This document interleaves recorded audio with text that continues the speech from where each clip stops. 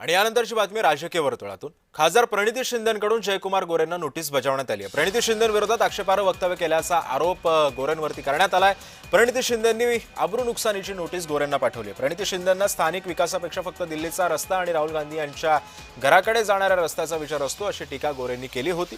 आणि याच पार्श्वभूमीवरती प्रणिती शिंदेंनी त्यांना अब्रू नुकसानीची नोटीस बजावली आहे. सोलापूरच्या जनतेने कन्फ्यूज व्हायचं बिलकुल कारण नाही. कारण आदरणीय ताई साहेब आहेत त्या दिल्लीच्या रस्त्याबाबतीत विचार करतात. ते शहराच्या आणि त्या जिल्ह्याच्या रस्त्याबाबतीत ते विचार करत नाहीत. ज्या ठिकाणी राहुल गांधीच्या घरी चांगला रस्ता जातो त्या ठिकाणी त्या रस्त्याचा त्यांच्याकडे विचार असतो. त्यामुळे या ठिकाणी आपण पाहिलं असेल की आमचे सचिन दादा असतील, आदरणीय बापू असतील, यांनी त्या रस्त्याचा पाठपुरावा केला आणि तो रस्ता आता मंजूर झाला.